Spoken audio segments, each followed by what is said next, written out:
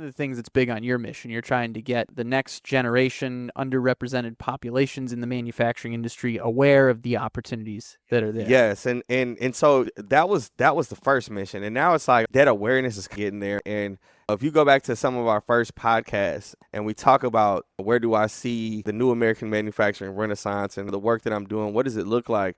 And I always said there's going to be 10 me's, there's going to be 20 me's, and hopefully this energy and this excitement begets more people that are saying the same things that I'm saying or saying similar things from their perspective, right?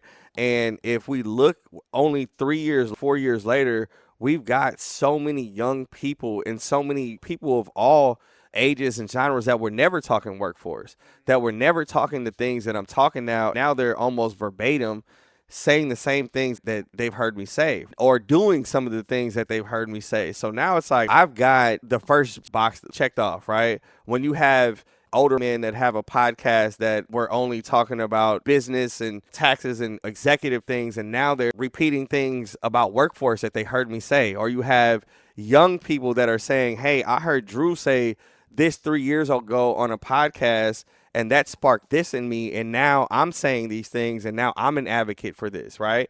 We've got an army of people that are making awareness. So the next thing that I've got to do, I'm in the season of the connection now, right?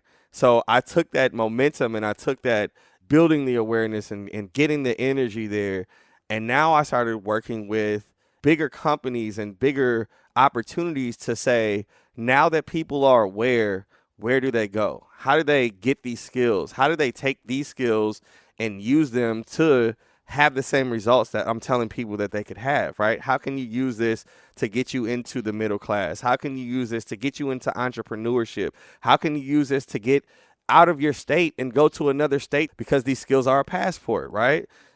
Different country, whatever you want to do. So right now, I think awareness, there can never be enough. And that's still something that I definitely prioritize, but I think I've been calling my shots a little bit. Not cocky, but like, we've got so many people right now from so many different angles talking about these same things, and we're hitting it. We're really hitting it as an industry. I think you bring up a good point that step one was just raising awareness in general. And not to say that step one is complete, but we're in a step two now where, yes, there's more awareness. And I think one of the most tangible ways I see it is you can never replicate Drew Crow. You're one of a kind. But there are more people out there that are amplifying your message because they learned it from you. They learned it through those amplifiers.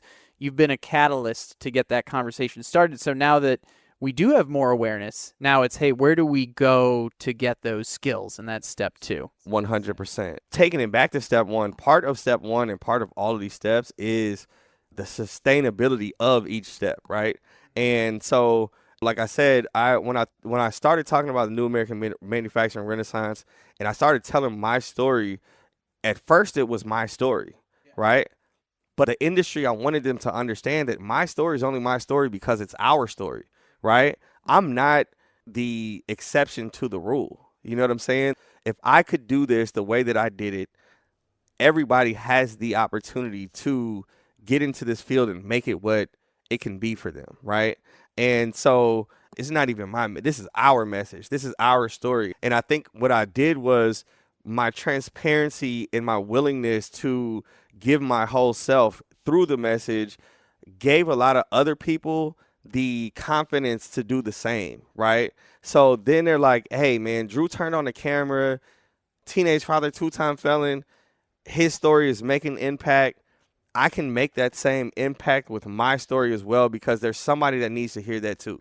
So to the second part of the question, we've got that going. We've got people that are willing to tell their stories. We've got platforms that they can tell their story on. You know what I'm saying? And we've got the opportunity to continue this awareness campaign. But now, like you said, now we've got to say, now we're getting people where, how do we get them the skills, and then how do we get them the jobs so that they can have this same career, mobility, and they can get these good 21st century jobs. So now I'm working with the companies, and it's like, here's that self-sustaining ecosystem. Now let's build out systems and programs to take all these people that are aware and all these people that have this drive, and now they have an idea of what a career would look like for them.